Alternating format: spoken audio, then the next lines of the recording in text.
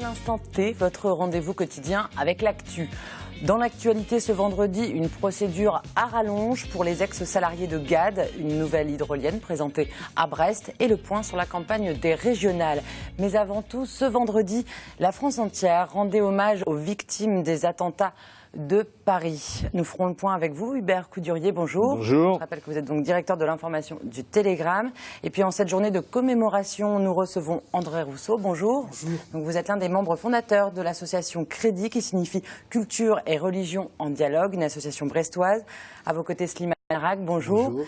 Vous êtes membre de l'association et aussi président du Centre culturel musulman de Brest. Bienvenue à tous les deux. Merci. Merci. Hubert Coudurier, c'est un hommage national jamais vu qui a été rendu aujourd'hui. Je crois qu'on peut dire que 2 semaines après les événements, c'est encore l'incrédulité qui domine. C'est une jeunesse qui a été massacrée. Il suffit de voir les photos de ces jeunes publiées par les journaux. Ils sont beaux, ils sont pleins d'espoir. Leurs témoignages sont extrêmement, ou ceux de leurs proches sont extrêmement émouvants. Là, il y avait 2000 personnes qui étaient réunies, les familles et les proches. La France avait déjà été frappée par le terrorisme dans le passé. Elle a été frappée par le terrorisme palestinien de l'OLP. Elle a été frappée par le Front islamique du Salut en 1995 lors des attentats du métro. C'est la première fois qu'on a un tel terrorisme de masse, même si c'était arrivé dans les mêmes proportions à Madrid et à Londres il y a une dizaine d'années, à l'époque où ces 2 pays soutenaient la coalition de George Bush pour l'invasion de l'Irak. La France n'était pas préparée à cela, sa jeunesse encore moins, et je crois qu'il y a en plus à travers cette cérémonie le besoin de faire le deuil. C'est pour ça qu'il était nécessaire cet hommage. C'est pour ça qu'il était nécessaire. Et puis, à travers ça, on a vu, vous avez vu les drapeaux, il y a peut-être un regain de patriotisme qui se profile et qui est sans doute nécessaire dans un pays où ça ne s'exprime pas de la même manière qu'aux États-Unis, où on se rassemble toujours autour du drapeau et du football. Il n'est pas possible de laisser se développer un discours de haine sur la France, notamment dans certaines banlieues. Il y a des mosquées, je déjeunais avec le Premier ministre cette semaine, avec certains de mes confrères, il y a un certain nombre de mosquées qui sont dans le collimateur, notamment celle de Lunel, bien que cela ne se passe pas toujours dans les mosquées, loin de là, c'est souvent autour des mosquées. Mais enfin, il y a nécessité d'une législation plus répressive. La question, ce sera de savoir où placer le curseur pour ne pas non plus mettre totalement en cause nos libertés fondamentales. On ne va pas refaire Guantanamo. On a observé aujourd'hui beaucoup de recueillement, mais la haine est là aussi. Hubert, est-ce qu'il y a une volonté de vengeance au milieu de cette solidarité nationale? Alors paradoxalement, pas toujours des victimes qui, elles, sont encore tétanisées par l'événement et qui voudraient comprendre, qui voudraient parler avec leurs bourreaux. Mais bien évidemment, c'est l'État qui a pris le relais et c'est l'État qui veut détruire Daesh. Daesh, d'ailleurs, fait l'unanimité contre lui dans le monde musulman. Et donc, la question, ça va être aussi, au terme du marathon diplomatique du chef de l'État, de faire en sorte que la France trouve sa juste place dans cette coalition qui pourrait n'être qu'une coordination. Et il faut aussi faire très attention, et ça ce sera peut-être l'objet du débat que vous allez avoir, à ne pas développer l'islamophobie. On est un peu sur le fil. Il y a une communauté musulmane qui représente 10% de la population française, qui elle-même a peur des réactions d'agression, d'agressivité qui pourraient se manifester à son égard. Il ne faut pas tomber, évidemment, faire attention à ne pas tomber dans la guerre civile. Ces tueurs sont avant tout des psychopathes et ils ont tué des chrétiens comme des musulmans. Merci beaucoup Hubert pour cet éclairage. Alors André Rousseau et Slimane Arague, votre association Culture et Religion en Dialogue existe depuis 2006 à Brest. Vous réunissez des personnes de différentes convictions, agnostiques, bouddhistes, catholiques, juifs, musulmans, protestants ou encore orthodoxes. Vous organisez des rencontres régulièrement pour permettre d'échanger en bonne intelligence sur le thème des cultures et de la religion. Alors c'est le cas ce vendredi justement avec une conférence d'Anouar Bibesh, c'est le président du Conseil français du culte musulman. Son sujet de colloque, de conférence sera l'islam de France entre réforme et renouveau. Anouar Bibesh, qu'on a entendu dans les médias récemment, est pour une habilitation des imams et prône un islam tolérant et ouvert. Alors pour vous, membres du Crédit, cette certification qu'on veut délivrer aux imams, sorte de permis de prêche qui pourrait être retiré à l'occasion, est-ce que c'est un projet qui va dans le bon sens, Slimane Arague? Oui, donc je m'en suis réjoui. J'ai déjà rebondi ces quelques jours, ces derniers jours. Donc ça va dans le bon sens. Il est temps donc de mettre en place ce que le culte français, le culte musulman, cette certification pour les imams. Une habilitation donc pour les imams, donc pour les encadrer, surtout pour les prêches et surtout pour les sujets des prêches. Alors l'imam de Pont-à-Nézen à Brest, qui est souvent montré du doigt ces derniers temps pour son islam très radical, est-ce que les membres du Crédit échangent avec lui, Slimane Arague, vous avez l'occasion d'échanger justement avec lui? Non, je n'ai jamais échangé avec lui dans le sujet donc, de ses prêches.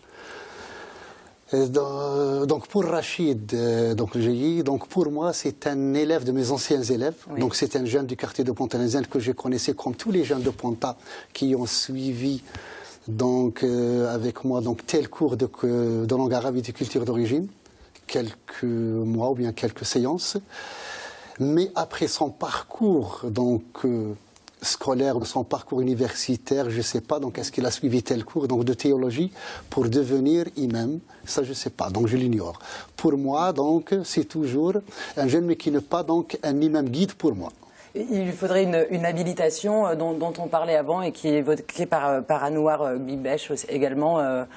Peut-être, oui, dans le bon sens, oui. Est-ce que la tendance, André, à une certaine radicalisation se fait sentir dans plusieurs religions, dans toutes les religions actuellement? On parle beaucoup de l'islam, mais est-ce que vous l'observez ailleurs? Alors, c'est peut-être une question de focale, de perception et de représentation. On a l'impression d'une radicalisation quand les choses se manifestent, alors que l'environnement portait les religions, restait discrète. Pour le catholicisme, on a reproché à toute une génération de catholiques conciliaires de s'être enfouis, d'avoir mis leur croix dans la poche.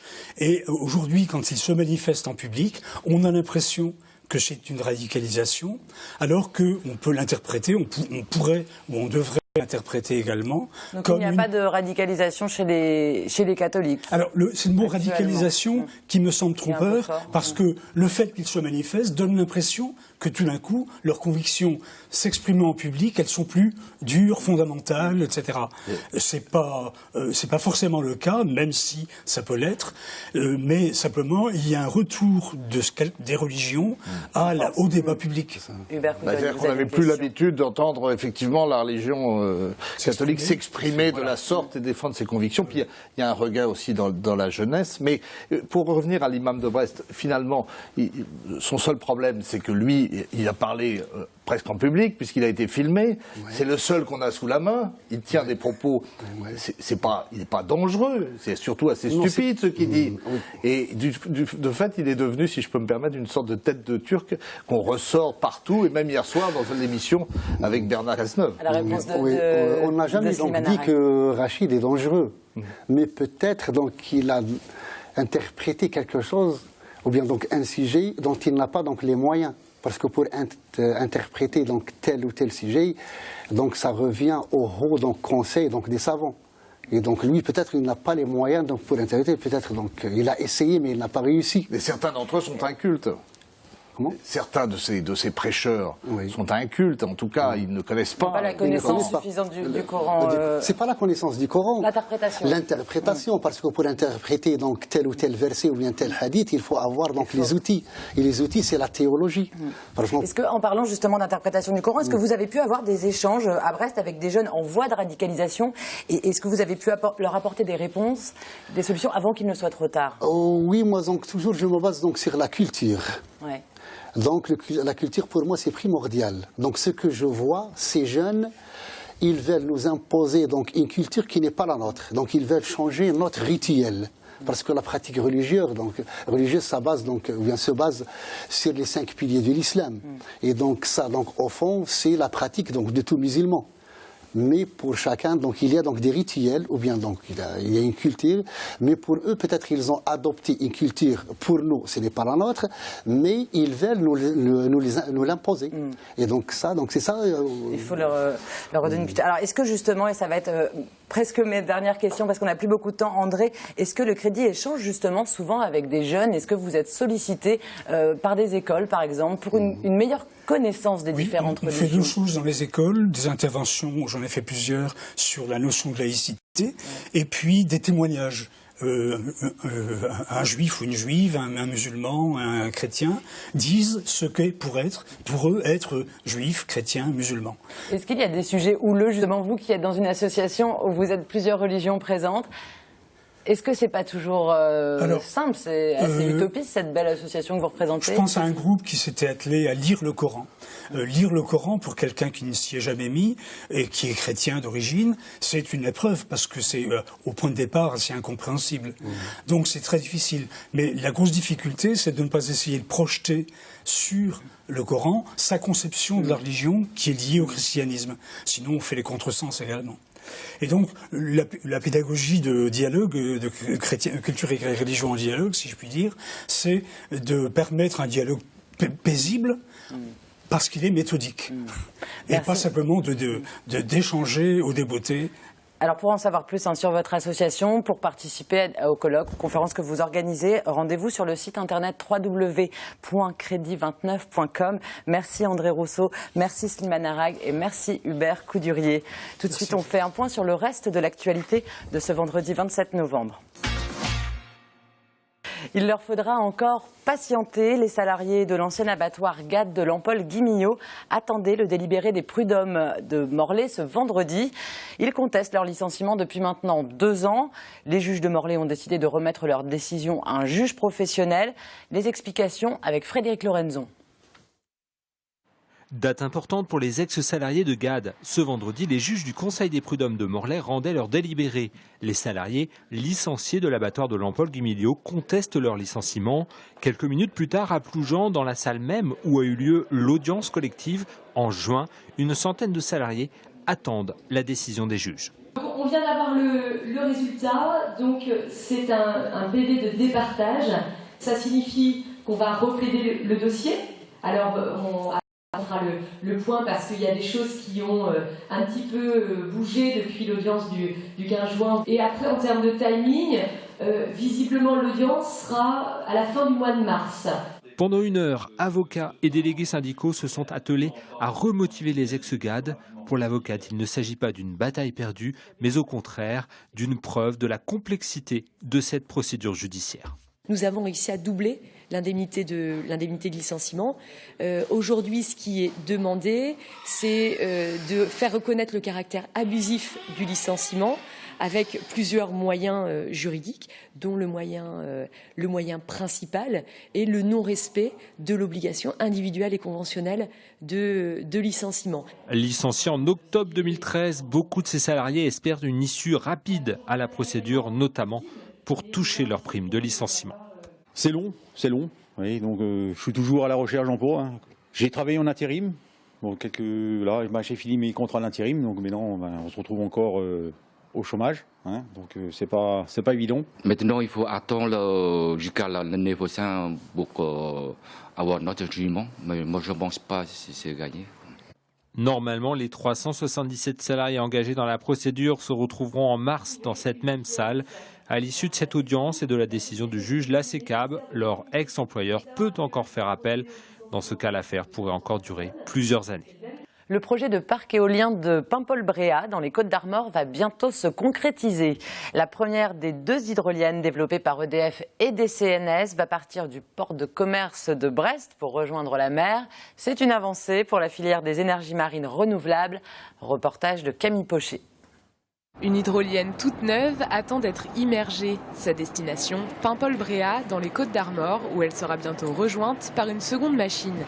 Cette semaine, elle a déjà passé avec succès des tests en mer dans la rade de Brest. Ils ont consisté en fait à tester le bon fonctionnement de l'ensemble de la machine, donc d'immerger sous la surface la turbine, de la tracter ensuite à l'aide d'un remorqueur pour pouvoir générer le courant et donc tester les signaux électriques et donc la bonne production et le bon fonctionnement de la machine. L'hydrolienne, construite dans les chantiers de la DCNS et développée par EDF, sera acheminée dès que la météo le permettra, au plus tôt ce lundi. Avec ce projet de parc hydrolien, le développement de la filière des énergies marines renouvelables prend un nouveau tournant. On est maintenant donc au tout début d'une nouvelle ère avec la première fois, me semble-t-il, au monde, la mise en production d'un parc, donc c'est-à-dire de 2 machines connectées sur le même convertisseur, connectées via le même câble et le même poste de raccordement à un réseau de distribution donc le réseau de distribution de RDF en Bretagne. Faire fonctionner 2 hydroliennes de concert, c'est le rôle du convertisseur, véritable pièce maîtresse dans ce futur parc. Il y a un système électrotechnique très compliqué pour pouvoir contrôler les 2 hydroliennes et ensuite transférer l'ensemble du courant au travers des 16 km de câbles jusqu'à la Terre. En 2008, quand le projet a été conçu, 4 machines devaient être reliées les unes aux autres. Il n'y en aura finalement que 2 ou 3. Les 2 premières donc, seront connectées d'ici la fin de l'hiver 2015-2016. Et puis éventuellement donc une 3e d'une technologie différente sera testée sur le même site de Paimpol-Bréhat. Et puis après, eh bien, on verra ce que l'avenir nous dira. Ce site reste ouvert. C'est toujours un site qui a vocation à servir de base d'essai pour EDF, pour tester les technologies hydroliennes. Le fonctionnement de cette hydrolienne devrait permettre d'alimenter 1500 foyers en électricité. Et comme chaque jour dans l'instant T, on met un coup de projecteur sur l'un des partis en lice pour les élections régionales. Et ce vendredi, focus sur la liste Notre Chance, l'Indépendance, portée dans le Finistère par Romain Billy. Alors comme à chaque tête de liste, nous lui avons posé 4 questions concernant les transports, les énergies renouvelables et l'économie. Et c'est Julie Sicot qui a recueilli ses réponses. Dans un contexte d'arbitrage budgétaire, la priorité de mettre Brest et Quimper à 3 heures de Paris ne va-t-elle pas privilégier le développement de l'axe Rennes-Nantes au détriment du réseau des TER et donc de la Pointe bretonne? C'est vrai que la priorité depuis longtemps est de favoriser la partie orientale de la Bretagne et au détriment de Brest, de Quimper, de Morlaix, etc. Nous, ce que nous avons constitué dans notre programme, c'est de refaire vraiment entièrement et de penser différemment le réseau intermodal de transport. Tout a été mis dans le TER et dans la ligne LGV. Il faut vraiment mutualiser tous ces moyens, faire un constat, voir quels sont les besoins des Bretons et ensuite mettre en application en fonction de ces besoins les nouveaux modes de transport en Bretagne. En 5 ans, quelle part d'énergie renouvelable souhaitez-vous atteindre en Bretagne ? La question de l'énergie, c'est une de nos priorités. L'indépendance de la Bretagne passera bien évidemment par l'indépendance énergétique. Il va falloir construire davantage d'éoliennes offshore, davantage d'éoliennes, privilégier le photovoltaïque, mais aussi aider financièrement les Bretonnes et les Bretons à rénover leur habitat, puisque 60% de l'énergie consommée part dans la nature suite à des logements mal isolés. Et c'est vrai qu'en transition, on pourrait favoriser des interconnectivités avec l'Irlande et l'Angleterre, ce qui est encouragé par l'Union européenne notamment. Quel est le secteur économique breton sur lequel la région doit concentrer ses efforts pour dynamiser l'économie régionale ? À notre sens, il n'y a pas un seul secteur qui doit être privilégié. Il y a le numérique, bien évidemment, l'agroalimentaire, qui représente une part importante dans l'économie bretonne, le tourisme et l'énergie, bien évidemment. Si vous êtes élu à la région, quelle sera la première mesure que vous prendrez ? La première mesure qu'on prendra, c'est bien évidemment la réunification de la Bretagne.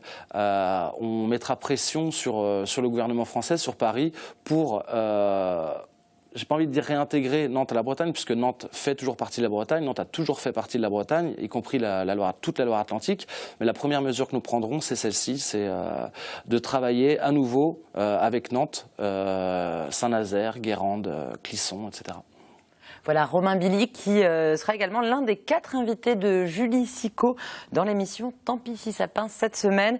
Rappelons que Notre Chance, l'Indépendance est l'une des 11 listes présentes lors des élections régionales, élections qui ont lieu les 6 et 13 décembre prochains.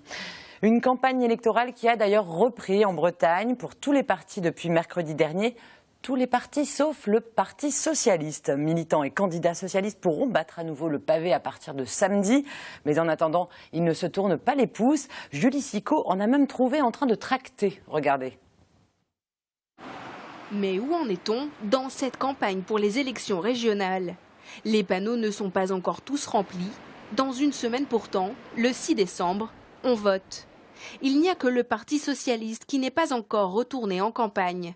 15 jours après les attentats de Paris, il souhaitait attendre l'hommage national aux victimes de ce vendredi. Nous avons fait le choix de faire une campagne très sobre jusqu'au vendredi soir. C'est pour ça qu'on se contente de faire des boîtages. Une demi-campagne sans contact avec les citoyens.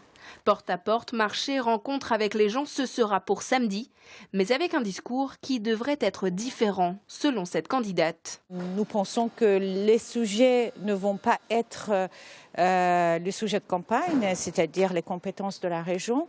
Je pense que les citoyens ont envie, ont besoin de parler de ce qui s'est passé, c'est plutôt par rapport à l'actualité. La campagne du Parti socialiste avait déjà démarré sur un autre tempo avec la candidature tardive de Jean-Yves Le Drian. Les événements tragiques du vendredi 13 novembre ont encore plus bousculé l'agenda de cette campagne, mais les militants restent mobilisés. C'est de plus en plus dur de faire campagne et celle-là est bizarre par-dessus le marché. Moi, je suis militant, donc je fais la campagne. À partir de ce week-end en Bretagne, tous les partis vont retourner dans la course. Un dernier rush avant le premier tour du scrutin, dimanche prochain. Voilà, et tout de suite, on passe à l'instant môme.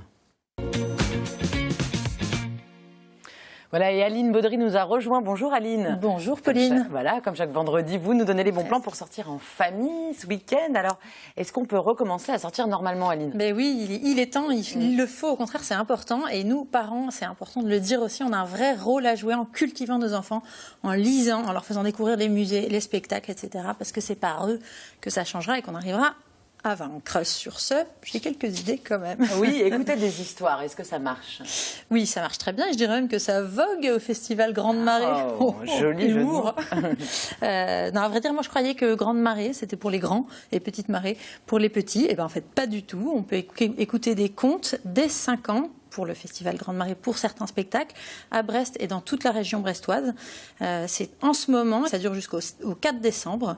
Alors c'est vraiment très très varié, il y a un peu moins d'une 50aine de spectacles, on peut venir écouter des conteurs parfois très originaux, certains sont poètes, d'autres complètement barrés, enfin bon voilà, du classicisme, il y en a pour tous les goûts. Ce week-end par exemple, on voit Sur le sentier des ours, dès 6 ans, Le mouton à réaction, Le clin d'œil de la baleine, beaucoup d'animaux, ou encore du rififi dans les labours, donc tous les titres déjà. Ça donne déjà très envie. Oui, c'est un bon moyen de renouer avec le plaisir de se faire raconter des histoires. Et vous nous emmenez aussi au spectacle, Aline. Tout à fait. Je vous emmène au Quartz à Brest jusqu'au 5 décembre aussi. Donc c'est un spectacle qui a lieu pour les enfants à partir de 8 ans. Ça s'appelle La jeune fille, le diable et le moulin. C'est une pièce très originale qui est inspirée des contes de Grimm. Alors on va avoir droit à plein d'aventures, plein de remises en question métaphysiques, l'amour, la mort, la guerre, la relation aux parents, des questions que les enfants peuvent se poser sans oser les demander. Et c'est une pièce musicale, ce qui ne gâche pas le plaisir. Et puis je vais vous donner quand même le bon plan du jour, je ne le garde pas pour moi. Si vous réservez avec le mot de passe KidiClick29, vous pourrez avoir un demi-tarif pour les adultes. Ah, intéressant. Donc bon, plus d'excuses pour ne pas y aller. Un week-end déjà bien rempli, il reste quand même un petit truc à dire. S'il vous reste un petit peu de temps dans votre week-end, c'est le début des marchés de Noël. Ah oui. Alors donc pour ceux qui, comme moi, aiment l'odeur des marrons grillés, la voix de Tino Rossi, les manèges illuminés et le vin chaud accessoirement, c'est le moment d'aller à Brest bien sûr où ça démarre et jusqu'à la fin des vacances scolaires, mais aussi à Plomeur, à Briec, à Plonnet-Ourlanverne, à Trévoux ou encore à Cloire-Carnoët, c'est ce week-end. Et ce sera l'occasion d'acheter des cadeaux aux artisans locaux, parce que c'est aussi ça l'esprit de Noël. Mais bien sûr, merci beaucoup Aline. Et je vous propose de terminer, Aline, la semaine avec une petite brève de trottoir. Steven Leroy, c'est à vous.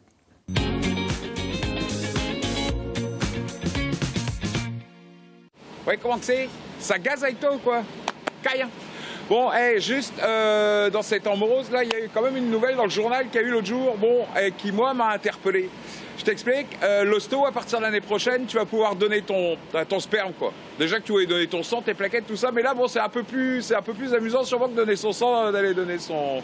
Et je voulais demander un truc aux gens de l'hosto, quoi, de la maison Carré de Morvan ou de la Galette Poisaine, là, c'est savoir si c'est rémunéré ton merdier. Je t'explique parce qu'avec les crédits qu'on a, les taxes qu'on prend dans la gueule, les taxes qu'on reprend dans la gueule et les crédits qu'on a, avec la bourgeoise, des fois, le débit mutuel de Bretagne, il tire la gueule, quoi.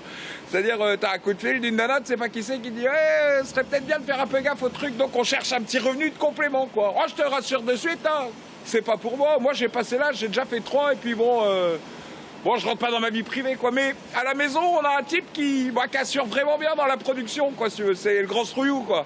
Parce que celui-là, bon, vu qu'il a déjà ouvert 2 annexes Catena Castorama avec une panoplie de râteaux dedans, il est pas capable de ramener une bourgeoise à la maison, quoi. Une vraie, une normale, quoi. Pourtant, il est âgé maintenant, mais bon, S'il prenait un peu plus soin de sa gueule et de ses ratiges, peut-être que ça irait. Mais bon, lui, il n'y arrive pas. Donc du coup, il fait ses travaux pratiques dans sa chambre, quoi. Alors là, dis donc, pour le don de sperme, si tu veux, je peux prendre quasiment s'il tombait un camion benne ou une citerne, quoi. Parce que t'as qu'à presser les draps, t'as du jus qui sort direct dedans, quoi. Tu fais 10, 15 litres de pédard avec les draps. Et le gamin, c'est qu'il est en pleine période d'expansion. Je te garantis qu'il produit, mais attention, hein, une vache laitière à côté, c'est que dalle. Lui, il presse 20 fois sur le poreau, t'as 40 litres qui sortent direct. Tout ça, on pourrait béner tout ça, je sais pas, à la Somalie, où tu veux, hein, même pour le coin, quoi.